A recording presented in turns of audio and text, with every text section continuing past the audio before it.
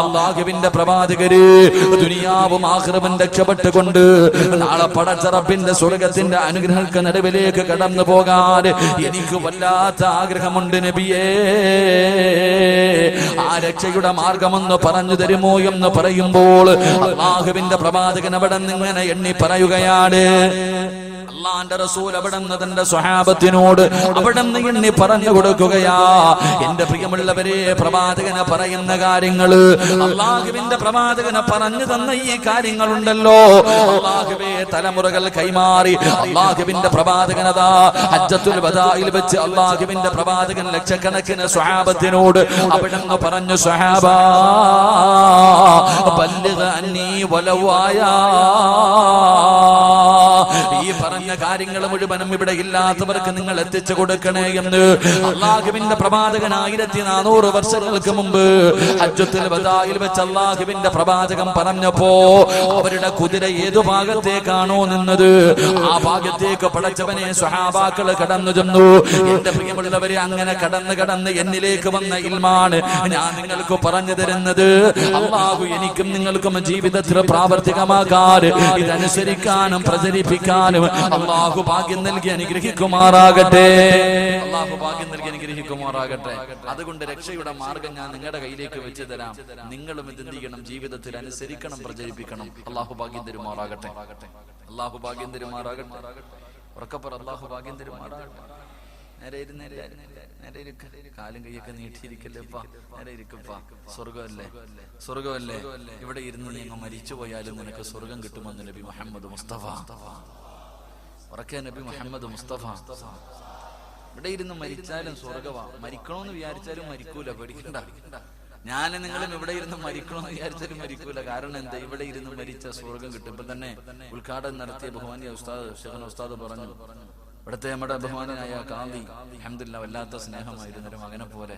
ഞാൻ ആദ്യകാലത്തൊക്കെ വരുമ്പോൾ വല്ലാത്തൊരു സ്നേഹമായിരുന്നു. ഇവിടെ അജ്മീറിലേക്കുള്ള യാത്രയിൽ ആരോ മരണപ്പെട്ടു പോയത്. അത്രയും സ്ഥലം അല്ലാഹുവെ സ്വർഗത്തിലേക്ക് അടുക്കുമെന്ന് അല്ലാഹു ഒടിപ്പിച്ചു കൊടുക്കുമാറാകട്ടെ. ഇവിടുത്തെ കബറിടം അല്ലാഹു വിശാലമാക്കി കൊടുക്കുമാറാകട്ടെ. അല്ലാഹുവെ പടച്ചവനെ റബ്ബേ, ഞങ്ങൾക്ക് നീ നല്ല മരണം നൽകി അനുഗ്രഹിക്കണേ തമ്പുരാനെ.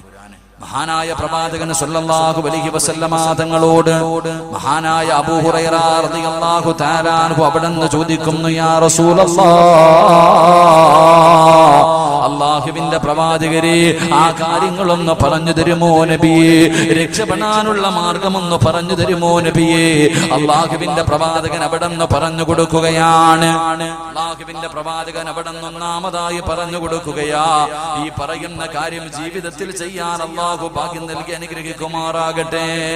അല്ലാഹു ഭാഗ്യം നൽകി അനുഗ്രഹിക്കുമാറാകട്ടെ. അതുകൊണ്ട് ആദ്യമേ ഞാൻ പറയുന്നു, സാധാരണ വഅദ് പോലെ വലിയ കോമഡിയോ വലിയ ഒഴക്കോ ഒന്നും കാണൂല. ഇതൊരു ഉപദേശമാണ്. ഒരു ക്ലാസ് ആയിട്ട് മാത്രം നിങ്ങൾ കാണാം. വലിയ ആഘോഷവും വെളിയും കോരൊന്നും ഉണ്ടാവില്ല. ഒരു ചെറിയ ക്ലാസ് ആയിട്ട് വേണം കരുതാൻ. അല്ലാഹു ഈമാൻ നൽകി അനുഗ്രഹിക്കുമാറാകട്ടെ. ഇവിടെ നിന്ന് ഇറങ്ങി പോകുമ്പോ നമ്മുടെ ജീവിതത്തിൽ പ്രയോജനമുള്ള ഒരു ക്ലാസ് ആയി അല്ലാഹു സ്വീകരിക്കുമാറാകട്ടെ. മഹാനായ നബി മുഹമ്മദ് മുസ്തഫ സല്ലല്ലാഹു അലൈഹി വസല്ലമ തങ്ങൾ അവിടുന്ന് പറഞ്ഞു കൊടുക്കുകയാണ്. അബൂ ഹുറൈറ റളിയല്ലാഹു തആല അൻഹുവിനോട് അല്ലാഹുവിന്റെ റസൂൽ പറയുന്നു, അബൂ ഹുറൈറ, ഇത്തഖിൽ മഹാരിമാ തകുൻ നഗ്ബദന്നാസ്. അല്ലാഹുവിന്റെ പ്രവാചകൻ അവിടുന്ന് പറയുന്നു, അബൂ ഹുറൈറ, അല്ലാഹുവിന്റെ റസൂൽ പറയുകയാണ്, ഇത്തഖിൽ മഹാരിമാ, ഹറാമിനെ നിനക്ക് സൂക്ഷിക്കാൻ കഴിഞ്ഞാൽ, ഹറാമിനെ നിനക്ക് സൂക്ഷിക്കാൻ കഴിഞ്ഞാൽ ലോകത്തിലെ ഏറ്റവും വലിയ ആബിദ് നീയാണെന്ന് നബി മുഹമ്മദ് മുസ്തഫ സല്ലല്ലാഹു അലൈഹി വസല്ലമ തങ്ങൾ പറയുകയാണ്.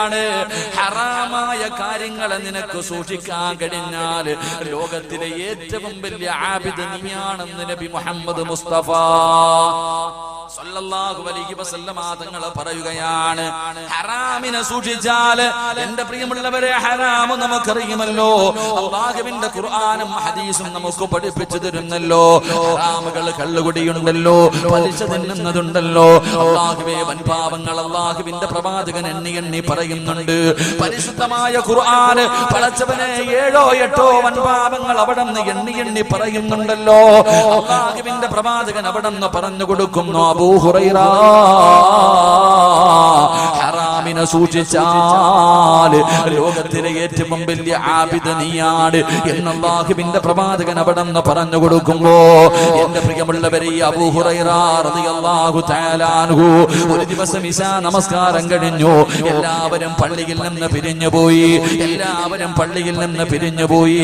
അബൂ ഹുറൈറ റളിയല്ലാഹു തആല അൻഹു മാത്രം പള്ളിയിൽ നിന്ന് പോകുന്നില്ല. ഒറ്റയ്ക്ക് ഇശാ നമസ്കാരം കഴിഞ്ഞിട്ട് പള്ളിക്കകത്തിരുന്ന് ദുആ ചെയ്യുകയാണ്. അല്ലാഹുമ്മ ഇന്നി അഊദു ബിക മിനസ് സിനാ. എല്ലാവരും പള്ളിയിൽ നിന്ന് പിരിഞ്ഞു പോയപ്പോ അബൂ ഹുറൈറ റളിയല്ലാഹു തആല അൻഹു തന്റെ 95ാമത്തെ വയസ്സാണ്. തനിക്ക് 95 വയസ്സായി. ആ അബൂ ഹുറൈറ റളിയല്ലാഹു തആല അൻഹു പള്ളിക്കകത്തിരുന്ന് കൊണ്ട് ദുആ ചെയ്യുന്നു. റബ്ബേ അല്ലാഹുമ്മ ഇന്നി അഊദു ബിക മിനസ് സിനാ. വ്യഭിചാരത്തെ തൊട്ട് നീ എന്നെ കാക്കണേ അല്ലാ. 95 വയസ്സുള്ള പടുംകിളവനായ അബൂ ഹുറൈറ റളിയല്ലാഹു തആല അൻഹു പള്ളിക്കകത്തിരുന്ന് കരഞ്ഞുകൊണ്ട് ദുആ ചെയ്യുന്നത് ഒരു ചെറുപ്പക്കാരൻ കാണുകയാണ്. ഒരു ചെറുപ്പക്കാരനായ സ്വഹാബി കാണുകയാണ്. അടുത്ത് ചെന്നിട്ട് അല്ലാഹുവേ ദുആ കഴിഞ്ഞ് ഇറങ്ങി വരുന്ന അബൂ ഹുറൈറ റളിയല്ലാഹു തആല അൻഹുവിനോട് ആ ചെറുപ്പക്കാരൻ ചോദിച്ചു, തങ്ങളെ 95 വയസ്സായല്ലോ, പ്രായമായല്ലോ, നിങ്ങളെ കൊണ്ട് എന്തെങ്കിലും ചെയ്യണമെന്ന് വിചാരിച്ചാൽ കഴിയില്ലല്ലോ, പിന്നെ എന്തിനാണ് വ്യഭിചാരത്തെ തൊട്ട് കാക്കണേ എന്ന് ദുആ ചെയ്യുന്നതെന്ന് ചോദിക്കുമ്പോ അബൂ ഹുറൈറ റളിയല്ലാഹു തആല അൻഹു പറഞ്ഞ മറുപടി എന്തെന്നറിയോ? എനിക്കല്ലേ പ്രായമായത്, എനിക്കല്ലേ പ്രായമായുള്ളൂ, ശൈത്താന് പ്രായമായിട്ടില്ലല്ലോ. എന്റെ പ്രിയമുള്ളവരെ 95ാമത്തെ വയസ്സിൽ പോലും അബൂ ഹുറൈറ റളിയല്ലാഹു തആല അൻഹു അവിടുന്ന് പടച്ച റബ്ബിനോട് പൊട്ടിക്കരഞ്ഞുകൊണ്ട് ദുആ ചെയ്യാറുള്ള കാരണം എന്താ? അല്ലാഹുവിന്റെ ഖുർആനാ പറഞ്ഞത്, വലാ തഖറബുസ് സിനാ ഇന്നഹു കാന ഫാഹിഷാ. അല്ലാഹുവിന്റെ പരിശുദ്ധമായ ഖുർആൻ വ്യഭിചരിക്കരുതെന്നല്ല പറഞ്ഞത്. അല്ലാഹുവിന്റെ ഖുർആൻ പറഞ്ഞത് നിങ്ങൾ വ്യഭിചരിക്കരുതെന്നല്ല പറഞ്ഞത്. വലാ തഖറബുസ് സിനാ, നിങ്ങൾ വ്യഭിചാരത്തിനോട് അടുക്കരുതേ എന്ന് അല്ലാഹുവിന്റെ വിശുദ്ധ ഖുർആൻ. എന്റെ പ്രിയമുള്ളവരെ, വ്യഭിചാരത്തോട് അടുക്കാൻ പോലും പാടില്ല. എന്റെ പ്രിയമുള്ളവരെ, വ്യഭിചാരത്തിന്റെ അവസരമുണ്ടാക്കുന്ന ഒരു കാര്യങ്ങളും നിങ്ങളുടെ ജീവിതത്തിൽ ചെയ്യാൻ പാടില്ല എന്ന് പരിശുദ്ധമായ ഖുർആൻ പറയുമ്പോ എന്റെ പ്രിയമുള്ളവരെ, ഇന്ന് വ്യഭിചാരം വല്ലാതെ വർദ്ധിക്കുന്ന കാലമാണ്. ഇന്ന് വ്യഭിചാരം പടച്ചവനെ, ഇന്ന് വ്യഭിചാരമില്ലാത്ത വീടുകളില്ലല്ലോ. ഇന്ന് ലോകത്തുള്ള ഏകദേശമുള്ള 100-98% വീടിനകത്തും വ്യഭിചാരം നടന്നുകൊണ്ടിരിക്കുകയാണല്ലോ. പടച്ചവരെ, രാവെന്ന് പകലെന്നില്ലാതെ റബ്ബേ ഇന്ന് വീടിനകത്ത് വ്യഭിചാരം നടന്നുകൊണ്ടിരിക്കുമ്പോ എന്റെ പ്രിയമുള്ളവരെ, വ്യഭിചാരമെന്ന് പറഞ്ഞാൽ എന്തെന്നറിയുമോ? നമ്മൾ കരുതിയിരിക്കുന്നത് ഒരാണിന്റെയും പെണ്ണിന്റെയും ഗുഹ്യഭാഗങ്ങൾ പരസ്പരം ചേരുന്നതിനാണ് വ്യഭിചാരമെന്ന് കരുതുന്നത്. വ്യഭിചാരം അതാണെന്ന് കരുതുന്ന എന്റെ പ്രിയപ്പെട്ട മുസ്ലിമേ, അതിനല്ല വ്യഭിചാരമെന്ന് പറയുന്നത്. അതിന് മാത്രമല്ല വ്യഭിചാരമെന്ന് പറയുന്നത്. ഒരാണും പെണ്ണും ശാരീരികമായി ബന്ധപ്പെടുന്നതിന് മാത്രമല്ല വ്യഭിചാരമെന്ന് പറയുന്നത്. അത് വ്യഭിചാരത്തിന്റെ ഏറ്റവും അവസാനത്തെ ഘട്ടമാ. അത് വ്യഭിചാരത്തിന്റെ ഏറ്റവും അവസാനത്തെ ഘട്ടമാ. അല്ലാഹുവിന്റെ റസൂൽ അവിടെന്ന് പറയുന്നു, സ്വഹാബാ, ശരീരത്തിന്റെ ഓരോ അവയവത്തിനും വ്യഭിചാരമുണ്ടെന്ന് നബി മുഹമ്മദ് മുസ്തഫ സല്ലല്ലാഹു അലൈഹി വസല്ലമ തങ്ങൾ പറയുകയാണ്. പ്രവാചകൻ പറഞ്ഞു, കണ്ണിന് വ്യഭിചാരമുണ്ട്, ചെവിക്ക് വ്യഭിചാരമുണ്ട്, നാവിന് വ്യഭിചാരമുണ്ട്, കൈയ്ക്ക് വ്യഭിചാരമുണ്ട്, കാലിന് വ്യഭിചാരമുണ്ട്, ഹൃദയത്തിന് വ്യഭിചാരമുണ്ട്. ആദമിന്റെ മക്കള് വ്യഭിചാരത്തിന്റെ കുറ്റം അവരുടെ മേൽ എഴുതപ്പെടുമെന്ന് അല്ലാഹുവിന്റെ പ്രവാചകൻ അവിടെന്ന് പറയുമ്പോ എന്റെ പ്രിയപ്പെട്ട ചെറുപ്പക്കാരാ, കണ്ണിന്റെ വ്യഭിചാരം എന്തെന്നറിയുമോ? അല്ലാഹുവിന്റെ റസൂൽ പറയുകയാണ്, അബൂ ഹുറൈറ തങ്ങൾ പറഞ്ഞു കൊടുക്കുകയാ, കണ്ണിന്റെ വ്യഭിചാരം എന്തെന്നറിയോ? അല്ലാഹുവിന്റെ റസൂൽ പറയുന്നു, സ്വഹാബാ, ഹറാം കാണൽ കണ്ണിന്റെ വ്യഭിചാരമാണെന്ന് നബി മുഹമ്മദ് മുസ്തഫ സല്ലല്ലാഹു അലൈഹി വസല്ലമ തങ്ങൾ പറയുമ്പോ ഇന്ന് ഏറ്റവും കൂടുതൽ വ്യഭിചാരം നടക്കുന്നത് ഏത് വഴിയിലൂടെ എന്നറിയുമോ? അല്ലാഹുവേ, മൊബൈലിലൂടെയാണ്. പാതിരാത്രി 9 മണിയായ എല്ലാവരും ഭക്ഷണം കഴിച്ചിട്ട് ഒരു വീടിന്റെ പല പല റൂമിനകത്തേക്ക് കിടക്കുകയാണ്. വാപ്പ ഒരു റൂമിലാണ്, ഉമ്മ ഒരു റൂമിലാണ്, മക്കൾ ഒരു റൂമിലാണ്. പടച്ചവനെ, എന്നിട്ട് ഓരോ റൂമിനകത്ത് കിടന്നുകൊണ്ട് വ്യഭിചരിക്കുമ്പോ, ഫോണിലൂടെയുള്ള വ്യഭിചാരം വല്ലാതെ വർദ്ധിക്കുമ്പോ, പടച്ചവനെ, എന്റെ പ്രിയപ്പെട്ട ചെറുപ്പക്കാരാ, യൂട്യൂബിൽ കയറിയിട്ട് അന്യ പെണ്ണിന്റെ ശരീരം കണ്ട് ആസ്വദിക്കുന്ന പൊന്നുമോനെ, വാട്സപ്പിലൂടെ തന്റെ കാമുകിക്ക് തന്റെ നഗ്നചിത്രം വഹിച്ചു കൊടുക്കുന്ന ചെറുപ്പക്കാര്, അവിടെ നിങ്ങോട്ട് വേടിക്കുന്ന പെണ്ണുങ്ങള്, അള്ളാഹു നിങ്ങൾക്ക് തരുന്ന ശിക്ഷ എന്തെന്നറിയുമോ? അള്ളാഹുവേ, നിങ്ങൾക്ക് പടച്ചിറപ്പ് തരുന്ന ശിക്ഷ എന്തെന്നറിയുമോ? അള്ളാഹു തന്ന കണ്ണുകൊണ്ട് ഹറാമ് കാണുന്നവര്, അള്ളാന്റെ റസൂല് പറയുകയാ, നാളെ നീ പരലോകത്തേക്ക് കടന്നു ചെല്ലുമ്പോ അതാ നിന്നെ മലക്കുകൾ പിടിച്ചു കയ്യും കാലും ചങ്ങലയിൽ കെട്ടുകയാണ്. നിന്റെ കയ്യും കാലും ചങ്ങലയിൽ കെട്ടിയിട്ട് നിന്റെ കണ്ണിനകത്തേക്ക് ഈയം ഉരുക്കി ഒഴിക്കുമെന്ന് അഷ്റഫുൽ ഖൽഖ് നബി മുഹമ്മദ് മുസ്തഫ സല്ലല്ലാഹു അലൈഹി വസല്ലമ തങ്ങൾ പറയുമ്പോ ചിലരൊക്കെ ഇതിന് നിസാരമായിട്ടാണ് തള്ളുന്നത്. ഇത് നിസാരമല്ലേ? പടച്ചവനെ, സിനിമയ്ക്കകത്ത് അരപ്പാവാട ഇട്ടിട്ട് ഒരു പെണ്ണ് കടന്ന് ആടുന്നത് പടച്ചവനെ ഒരു നാണവുമില്ലാതെ ഇരുന്ന് കാണുന്ന മുസ്ലിമേ, അത് നിസാരമാണെന്ന് തള്ളിക്കളയുന്നവര്, അത് നിസാരമായ ഒരു തെറ്റല്ല, അത് നിസാരമായ ഒരു പാപമല്ല. അന്യ പെണ്ണിന്റെ ശരീരം കണ്ട് ആസ്വദിക്കുന്നത് ഒരു നിസാര തെറ്റല്ല. എന്റെ പ്രിയമുള്ളവരെ, അള്ളാഹുവിന്റെ പരിശുദ്ധമായ കഅബാലയമുണ്ടല്ലോ, അള്ളാഹുവിന്റെ വിശുദ്ധമായ കഅബാലയത്തിൽ പടച്ചവനെ ഒരു പണ്ഡിതൻ ഇങ്ങനെ തവാഫ് ചെയ്തുകൊണ്ടിരിക്കുമ്പോ, കഅബാലയത്തിന്റെ ചുറ്റുഭാഗത്ത് ഇങ്ങനെ തവാഫ് ചെയ്തുകൊണ്ടിരിക്കുമ്പോ ഒരു ചെറുപ്പക്കാരൻ കഅബയുടെ കില്ല പിടിച്ചിട്ട് കരഞ്ഞുകൊണ്ട് ദുആ ചെയ്യുകയാണ്. ഒരു ചെറുപ്പക്കാരനുണ്ടല്ലോ, ഒരേ ഒരു ദുആ മാത്രമേ പറയുന്നുള്ളൂ. കഅബാലയത്തിന്റെ കില്ല പിടിച്ചിട്ട് റബ്ബേ, എത്രയോ കൊല്ലങ്ങളായി നിന്ന് കരയുകയാണ്. അവിടെ നിന്ന് ദുആ ചെയ്യുന്നത് എന്തെന്നറിയുമോ? അല്ലാഹുമ്മ ഖ്രിജ്നി മിൻ ഹാദിഹി ദുനിയാ മുസ്ലിമാ. ഒരു മനുഷ്യന് കഅബാലയത്തിന്റെ കില്ല പിടിച്ചിട്ട് എപ്പോ നോക്കിയാലും ഇതേ ദുആ മാത്രമാണ് പറയുന്നത്. എപ്പോ നോക്കിയാലും ഇതേ ഒരു വാചകം മാത്രമേ പറയുന്നുള്ളൂ. പൊട്ടിക്കരഞ്ഞുകൊണ്ട് ദുആ ചെയ്യുകയാണ്. അല്ലാഹുമ്മ ഖ്രിജ്നി മിൻ ഹാദിഹി ദുനിയാ മുസ്ലിമാ. അല്ലാഹുവേ, എന്നെ നീ ഒരു മുസ്ലിമാക്കി മരിപ്പിക്കണേ അല്ലാ. എപ്പോ നോക്കിയാലും ഇതേ ദുആ മാത്രമാണ്. പാപങ്ങൾ പുറത്തു തരണേ എന്ന് ചോദിക്കുന്നത് പോലുമില്ല. ഇത് കണ്ടപ്പോ ആ ചെറുപ്പക്കാരനോടൊരു മനുഷ്യൻ ചോദിക്കുകയാണ്. ഒരു പണ്ഡിതൻ ചോദിച്ചു, എന്തിനാണ് പൊന്നുമോന്, നിനക്ക് വേറെ ഒന്നും ചോദിക്കാനില്ല, ഇത് മാത്രമേ നീ ദുആ ചെയ്യുന്നല്ലോ, എന്താണ് സംഭവിച്ചതെന്ന് ചോദിക്കുമ്പോ ആ ചെറുപ്പക്കാരൻ പൊട്ടിക്കരഞ്ഞുകൊണ്ട് പറയുകയാണ്, എനിക്ക് 2 സഹോദരങ്ങളുണ്ട്, എന്റെ ജ്യേഷ്ഠനുണ്ട്, എനിക്ക് 2 ജ്യേഷ്ഠന്മാരുണ്ട്.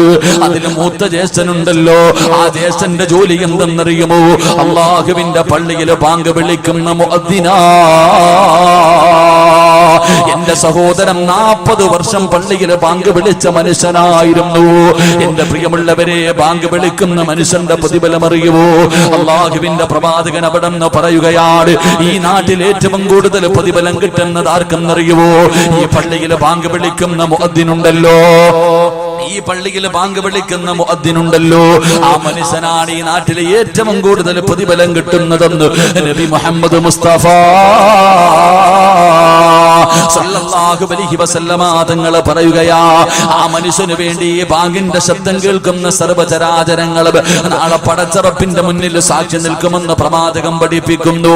നാളെ പരലോകത്ത് കടന്നു ചെല്ലുമ്പോ അല്ലാഹുവിന്റെ പള്ളിയിൽ ബാങ്ക് വിളിച്ച മനുഷ്യനുണ്ടല്ലോ, ആ മനുഷ്യന്റെ തല ഉയർന്നു നിൽക്കുമെന്ന് നബി മുഹമ്മദ് മുസ്തഫ സല്ലല്ലാഹു അലൈഹി വസല്ലമ തങ്ങൾ പഠിപ്പിക്കുമ്പോ ബാങ്ക് വിളിക്കുന്നതിന്റെ പ്രതിഫലമാണ്. എന്റെ പ്രിയമുള്ളവരെ, 12 കൊല്ലം ആരെങ്കിലും ഒറ്റയടിക്ക് ബാങ്ക് വിളിച്ചാൽ, 12 വർഷം ഏതെങ്കിലും ഒരു മനുഷ്യൻ ബാങ്ക് വിളിച്ചാൽ ആ മനുഷ്യന് സ്വർഗമുണ്ടെന്ന് നബി മുഹമ്മദ് മുസ്തഫ സല്ലല്ലാഹു അലൈഹി വസല്ലമ തങ്ങൾ പറയുമ്പോ ഈ ചെറുപ്പക്കാരൻ പൊട്ടിക്കരഞ്ഞുകൊണ്ട് പറയുകയാണ്, എന്റെ സഹോദരൻ 40 കൊല്ലമാണ് ബാങ്ക് വിളിച്ചത്. പടച്ചവനെ 5 നേരം നിസ്കരിക്കുന്ന മനുഷ്യനായിരുന്നു, നിസ്കാരത്തടമ്പുള്ള മനുഷ്യനായിരുന്നു, കയ്യിൽ കിട്ടുന്നത് സദഖ കൊടുക്കുന്ന മനുഷ്യനായിരുന്നു, അല്ലാഹുവിന്റെ പരിശുദ്ധമായ ഖുർആൻ ഓതുന്ന മനുഷ്യനായിരുന്നു. പടച്ചവനെ രാത്രി കാലങ്ങളിൽ എഴുന്നേറ്റ് നിന്ന് തഹജ്ജുദ് നിസ്കരിക്കുന്ന മനുഷ്യനായിരുന്നു. പക്ഷേ എന്റെ ജ്യേഷ്ഠനുണ്ടല്ലോ, അവിടുന്ന് രോഗം പിടിച്ച് സക്കറാത്തിന്റെ അവസ്ഥയിൽ കിടക്കുമ്പോ എന്റെ പ്രിയപ്പെട്ട സഹോദരൻ 40 കൊല്ലം അല്ലാഹുവിന്റെ പള്ളിയിൽ അല്ലാഹു അക്ബർ അല്ലാഹു അക്ബർ അല്ലാഹുവിന്റെ പള്ളിയിൽ 40 കൊല്ലം ബാങ്ക് വിളിച്ച എന്റെ സഹോദരനുണ്ടല്ലോ, അവസാനം സക്കറാത്തിന്റെ അവസ്ഥ എത്തിയപ്പോ എന്നോട് പറഞ്ഞു, പരിശുദ്ധമായ ഖുർആൻ എടുത്തുകൊണ്ടുവരാൻ. എന്നോട് എന്റെ സഹോദരൻ പറഞ്ഞു, മോനെ ഖുർആൻ എടുത്തുകൊണ്ടുവാ. പടച്ചവനെ, ഞാൻ ചിന്തിച്ചു, എന്റെ സഹോദരൻ ഖുർആൻ ഒരുപാട് ഓതിയതാണല്ലോ, ആ ഖുർആൻ ഓതിയിട്ട് മരിക്കാൻ പോകുകയായിരിക്കും, അള്ളാന്റെ ഖുർആൻ കെട്ടിപ്പിടിച്ച് മരിക്കാനായിരിക്കും. ഖുർആൻ എടുത്തുകൊണ്ട് വരാൻ പറഞ്ഞപ്പോ ഞാൻ എന്റെ സഹോദരന്റെ കയ്യിലേക്ക് ഖുർആൻ കൊണ്ടുവച്ചപ്പോ അവിടെന്ന് പറയുന്നു, കഫർതു ബില്ലാഹി ബിമാ ഉൻസില. പരിശുദ്ധമായ ഖുർആൻ കൊണ്ടുകൊടുത്തപ്പോ ആ ഖുർആൻ വലിച്ചു കീറുകയാണ്, അല്ലാഹുവിന്റെ പരിശുദ്ധമായ ഖുർആൻ വലിച്ചു കീറുകയാണ്. എന്നിട്ട് പറയുകയാ, എനിക്ക് ഈ ഖുർആനിൽ വിശ്വാസമില്ല. 40 കൊല്ലം അല്ലാഹുവിന്റെ പള്ളിയിൽ ബാങ്ക് വിളിച്ച മനുഷ്യനുണ്ടല്ലോ, അവസാനം മരണത്തിന്റെ വേളയിൽ സക്കറാത്തിന്റെ അവസ്ഥയിൽ തന്റെ സഹോദരനോട് പരിശുദ്ധമായ ഖുർആൻ എടുത്തുകൊണ്ടുവരാൻ പറഞ്ഞു. ആ ഖുർആൻ കയ്യിൽ കൊണ്ടുകൊടുക്കുമ്പോ എനിക്കിതിൽ വിശ്വാസമില്ലെന്ന് പറഞ്ഞുകൊണ്ട് റബ്ബിന്റെ ഖുർആൻ അങ്ങ് വലിച്ചു കീറുകയാണ്. എന്റെ പ്രിയമുള്ളവരെ, ആ മനുഷ്യൻ പറയുകയാ,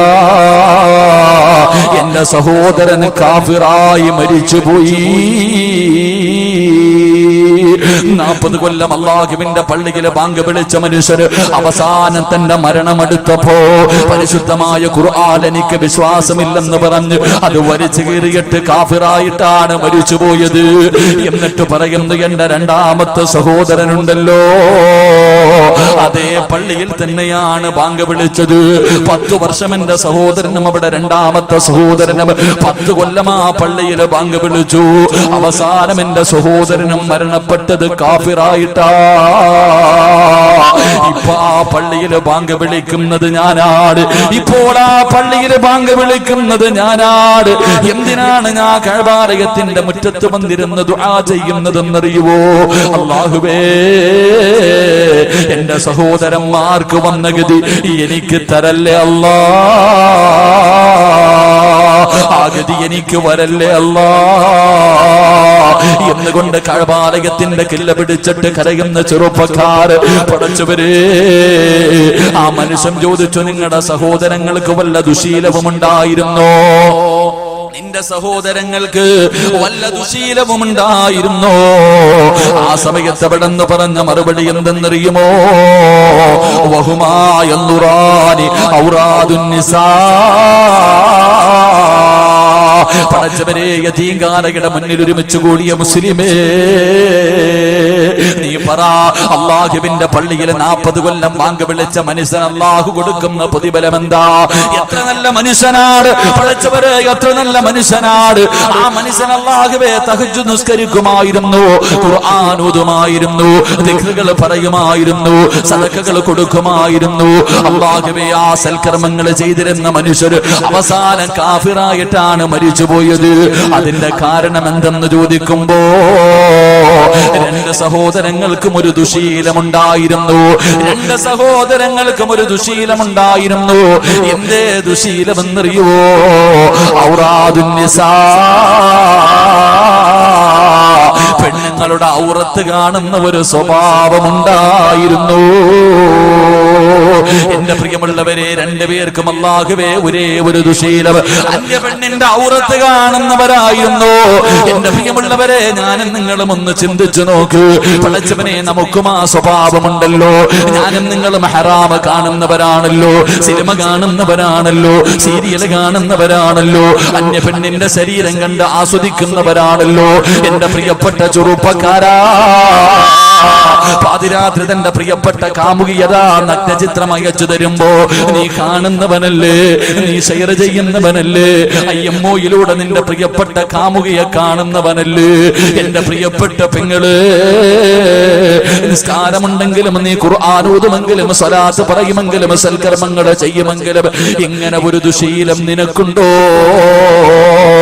അല്ലാഹുവേ, മഗ്രിബിന്റെ സമയത്ത് ടിവിയുടെ ഫ്രണ്ടിലിരുന്നിട്ട് അന്യപുരുഷന്റെ ഔറത്ത് കണ്ട് ആസ്വദിക്കുന്ന പെണ്ണ്, പടച്ചവരെ, അവസാന പരിശുദ്ധമായ ഖുർആൻ വലിച്ചു കയറി കളഞ്ഞിട്ട് ആഫിറായ ചത്തുപോയെന്ന് ചരിത്രം പഠിപ്പിക്കുമ്പോ അല്ലാഹുവിന്റെ പ്രവാചകൻ പറയുകയാണ്, അബൂ ഹുറൈറ തങ്ങൾ പറഞ്ഞു തരികയാ, കണ്ണിന്റെ വ്യഭിചാരം എന്തെന്നറിയുമോ? കണ്ണിന്റെ വ്യഭിചാരം എന്തെന്നറിയുമോ? കണ്ണുകൊണ്ട് ഹറാം കാണല്, അന്യ പെണ്ണിന്റെ ശരീരം കാണല്, അന്യ പുരുഷന്റെ ശരീരം കാണല് കണ്ണിന്റെ വ്യഭിചാരമാണെന്ന് നബി മുഹമ്മദ് മുസ്തഫ സല്ലല്ലാഹു അലൈഹി വസല്ലമ തങ്ങൾ പറയുമ്പോ, എന്റെ പ്രിയമുള്ളവരെ, കൈയുടെ വ്യഭിചാരം എന്തെന്നറിയുമോ?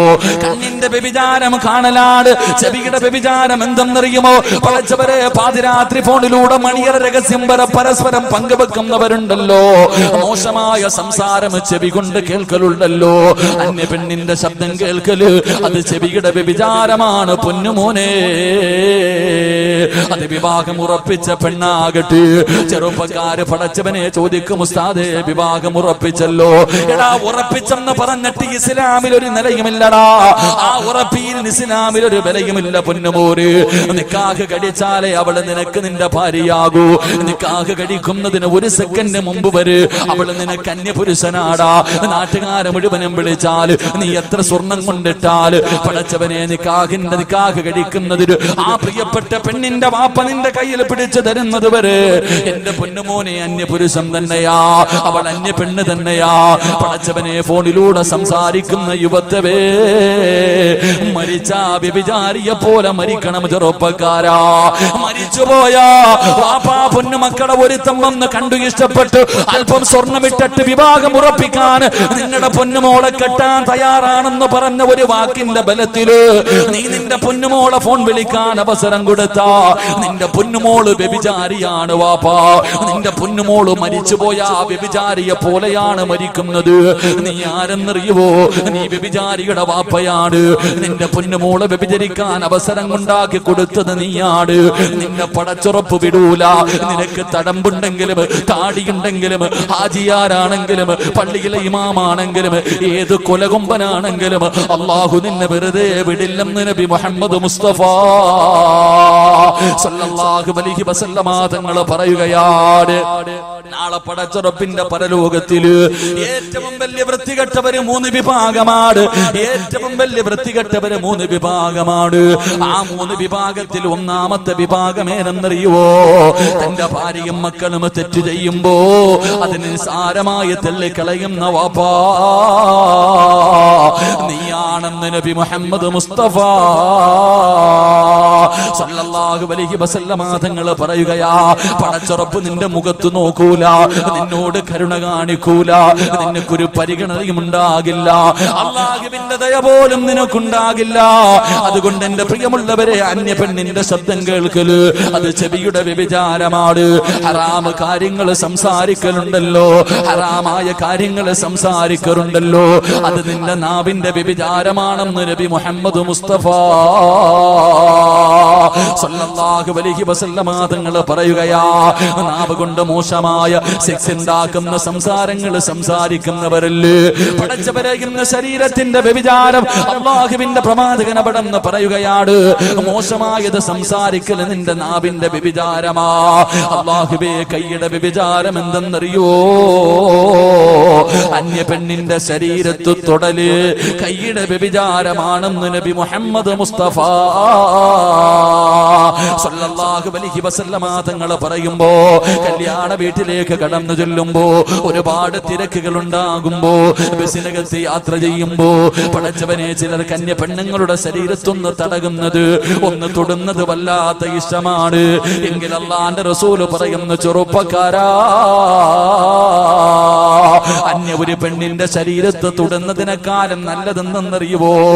ഏതെങ്കിലും ഒരു അന്യ പെണ്ണിന്റെ ശരീരത്ത്, ഏതെങ്കിലും ഒരു അന്യ ചെറുപ്പക്കാരന്റെ ശരീരത്ത് നിങ്ങൾക്ക് ആർക്കെങ്കിലും തൊടണമെന്ന് ആഗ്രഹമുണ്ടായാൽ അവളെ തൊടുന്നതിനേക്കാളും നല്ലതെന്തെന്നറിയുവോ?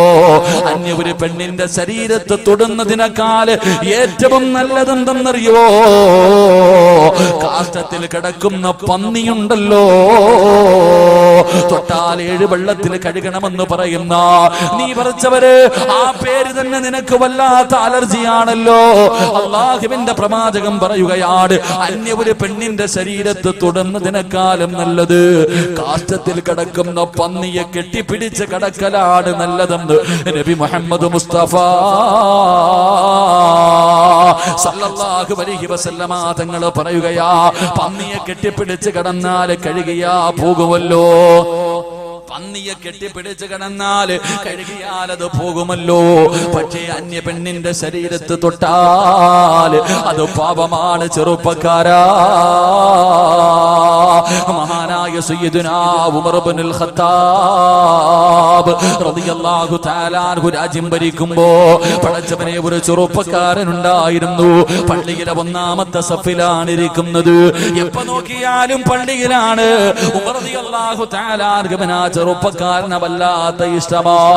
എന്റെ പ്രിയമുള്ളവരെ, ഒരു ദിവസം നമസ്കാരം കഴിഞ്ഞ് തന്റെ വീട്ടിലേക്ക്, ഇശാ നമസ്കാരം കഴിഞ്ഞ് വീട്ടിലേക്ക് നടന്നു പോകുമ്പോ ഒരു സുന്ദരിയായ പെണ്ണ് കേറി പിടിക്കുകയാ.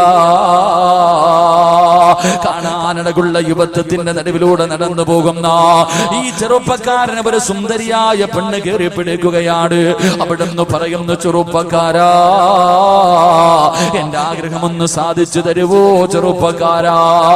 ആരും കാണില്ല, ആരും കാണില്ല, ഒരു പ്രാവശ്യം എന്റെ ആഗ്രഹമൊന്ന് സാധിച്ചു തരുവോ എന്ന് ഒരു പെണ്ണ് തന്റെ ശരീരത്തിലേക്ക് ഒരു ചെറുപ്പക്കാരനെ പിടിച്ചു നിർത്തിയിരിക്കുകയാണ്.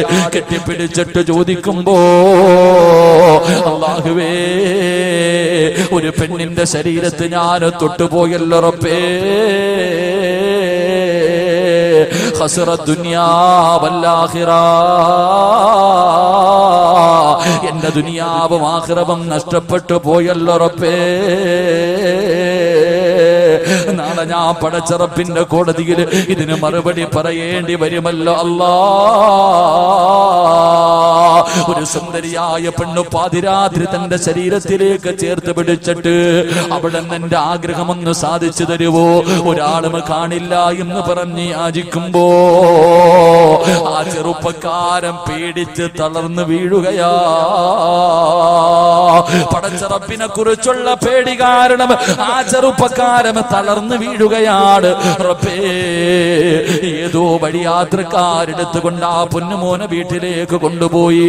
ആ പൊന്നുമോനെ വീടിനകത്തേക്ക് കൊണ്ടുപോയി തന്റെ പ്രിയപ്പെട്ട വാപ്പാന്റെ മുന്നിൽ പൊന്നുമോനെ കൊണ്ടുവെക്കുമ്പോ അവിടെ നിന്ന് ബോധം തിരിച്ചു വന്നപ്പോ വാപ്പ ചോദിക്കുന്നു, മോനെ എന്താണ് സംഭവിച്ചതെന്ന് ചോദിക്കുമ്പോ കരഞ്ഞുകൊണ്ട് പറയുന്നു, വാപ്പാ, ഒരു പെണ്ണെന്നെ കേറി പിടിച്ചു വാപ്പാ, എന്റെ ശരീരം ആ പെണ്ണിന്റെ ശരീരവുമായി സ്പർശിച്ചു വാപ്പാ, എനിക്ക് അല്ലാഹു ശിക്ഷ തരുവോ, അതോ പേടിച്ച് പിന്മാറിയതിന് പകരം പ്രതിഫലമാണോ തരുന്നത്? പ്രിയപ്പെട്ട വാപ്പയോട് പൊന്നുമകനെ കരഞ്ഞുകൊണ്ട് ചോദിക്കുകയാണ്. എന്റെ പ്രിയമുള്ളവരെ, അവിടെ നിന്ന് പറഞ്ഞു ഉമർ ഇബ്നുൽ ഖത്താബ് തങ്ങളോട് പോയി ചോദിക്കുക വാപ്പാ. അവസാനം തന്റെ പ്രിയപ്പെട്ട പൊന്നുമോര് പോലും പറയുമ്പോ അവസാനം ഉമർ ബിൻ ഖത്താബ് റളിയല്ലാഹു തആല അൻഹുവിന്റെ അടുക്കൽ പോയി കാര്യങ്ങൾ മുഴുവനും പറഞ്ഞിട്ട് തിരിച്ചു വരുമ്പോ സുബ്ഹാനല്ലാഹ് നെഞ്ചു പൊട്ടിയിട്ട് മരിച്ചു പോയടാ ചെറുപ്പക്കാരാ. അങ്ങോട്ടൊരു പെണ്ണിനെ കേറി പിടിച്ചതല്ല, അങ്ങോട്ടൊരു പെണ്ണിനെ കയറി പിടിച്ചതല്ല, ഒരു പെണ്ണിങ്ങോട്ട് കയറി പിടിച്ചതാണ്, ഒരു പെണ്ണിങ്ങോട്ട് കയറി പിടിച്ചതാ. പക്ഷേ ഇങ്ങോട്ട് പിടിച്ചപ്പോ പോലും അല്ലാഹുവേ അവിടുന്ന് പേടിച്ചിട്ട് ബോധം നഷ്ടപ്പെട്ടു പോവുകയാണ്. അത് ചിന്തിച്ച് ആ ചെറുപ്പക്കാരൻ ഹൃദയം പൊട്ടിയിട്ട് മരിച്ചു പോവുകയാ. ആ ചെറുപ്പക്കാരന്റെ ജനാസ കൊണ്ടുവന്ന് ആരുടെ മണ്ണിനകത്തേക്ക് ഇറക്കി വെക്കുമ്പോ ഉമർ ബിൻ ഖത്താബ് തങ്ങൾ പറഞ്ഞു, പൊന്നുമോനെ വലിമൻ ഖാഫ മഖാമ റബ്ബിഹി ജന്നതാ. മോനെ, ഒരു തെറ്റ് ചെയ്യാൻ അവസരം കിട്ടിയപ്പോ പടച്ചറപ്പിനെ കുറിച്ച് പേടിച്ചിട്ട് മാറിയ പൊന്നുമോനെ, വലിമൻ ഖാഫ മഖാമ റബ്ബിഹി ജന്നതാ. നിനക്ക് നാളെ പടച്ചറപ്പ് 2 സ്വർഗം തരുമെന്ന ഖുർആനിന്റെ ആയത്ത് ഓതുമ്പോ എന്റെ പ്രിയപ്പെട്ട മുസ്ലിമേ, ഞാനും നിങ്ങളും പടച്ചവനെ എത്രയോ പ്രാവശ്യം തെറ്റ് ചെയ്തവരാണ്. അല്ലാഹുവിന്റെ പ്രവാചകൻ അവിടെന്ന് പറയുകയാ, എല്ലാ പടച്ചറപ്പിനോട് പൊട്ടിക്കരഞ്ഞ് ദുആ ചെയ്യാനുള്ള അവസരമാണ് പടച്ചറപ്പ് നമുക്ക് ഓരോ ദിവസവും ഇങ്ങനെ ആയുസ് തരുന്നത്. എന്റെ പ്രിയമുള്ളവരെ, ചെയ്തു പോയത് പടച്ചറപ്പിനോട് ഏറ്റു പറയാരാ. അതുകൊണ്ട് ഫോൺ വിളിച്ചവരുണ്ട്, പടച്ചവനെ വൃത്തികേടുകൾ കാണിച്ചവരുണ്ട്, അന്യപുരുഷന് ചിത്രമയച്ചു കൊടുത്തവരുണ്ട്, അന്യപുരുഷനുമായി ശരീരത്തിൽ തൊട്ടവരുണ്ട്. എല്ലാം ഇന്ന് വരെ ആരും അറിയാത്തത് നിന്റെ കഴിവ് കൊണ്ടാണെന്ന് കരുതല്ലേ. പടച്ചുറപ്പ് നിന്നോട് കാണിക്കുന്ന കരുണയാ, അല്ലാഹു നിന്നോട് കാണിക്കുന്ന കരുണയാ. നിന്റെ മക്കളെ കുറിച്ച് ഓർത്തിട്ടാണ് പെങ്ങള്. അതുകൊണ്ട് അല്ലാഹുവിന്റെ പ്രവാചകൻ അവിടെന്ന് പറയുകയാണ്, അല്ലാഹു നീതിമാനാണ്, അല്ലാഹു നീതിമാനാണ്. ചെയ്തു പോയ പാപങ്ങളെ കുറിച്ച് ഓർത്ത് പൊട്ടിക്കരഞ്ഞുകൊണ്ട് തൗബ ചെയ്യുന്ന മനുഷ്യന് നാളെ പടച്ചറപ്പിന്റെ സ്വർഗത്തിൽ 2 സ്വർഗമുണ്ടെന്ന് അല്ലാഹുവിന്റെ റസൂൽ പറയുമ്പോ പ്രവാചകന്റെ മുന്നിലേക്ക് പടച്ചവരെ മായിസ് റളിയല്ലാഹു തആല അൻഹു ഒരു ചെറുപ്പക്കാരനായ സഹാബിയാണ്. അല്ലാഹുവിന്റെ പ്രവാചകന്റെ മുന്നിലേക്ക് കടന്നു വന്ന് എന്ന് പറയുന്നു, അല്ലാഹുവിന്റെ റസൂലിന്റെ മുന്നിലേക്ക് കടന്നു വന്നിട്ട് അവിടെന്ന് പറയുന്നു, യാ റസൂലല്ലാഹ്, ഞാൻ തെറ്റ് ചെയ്തു നബിയേ, എന്നെ ഒന്ന് ശുദ്ധീകരിക്കണേ നബിയേ. അല്ലാഹുവിന്റെ പ്രവാചകൻ അവിടെന്ന് പറയുകയാണ്, അല്ലാഹുവിന്റെ പ്രവാചകൻ അവിടെന്ന് പറഞ്ഞു, പോ മായിസ്. അല്ലാഹുവിന്റെ പ്രവാചകൻ മായിസ് എന്ന് പറയുന്ന ചെറുപ്പക്കാരനെ പറഞ്ഞു വിടുകയാ. പക്ഷേ മനസ്സിന്റെ ഉള്ളിൽ സമാധാനമില്ല. രണ്ടാമതും എന്ന് പറഞ്ഞു, യാ റസൂലല്ലാഹ്, ഞാനൊരു പെണ്ണുമായി വ്യഭിചരിച്ചു നബിയേ, എന്നെ ഒന്ന് ശുദ്ധീകരിക്കുമോ നബിയേ. അല്ലാഹുവിന്റെ പ്രവാചകൻ അവിടെന്ന് പറഞ്ഞു, സഹാബാ, കള്ളു കുടിച്ചിട്ടുണ്ടോ എന്ന് നോക്ക് സഹാബാ.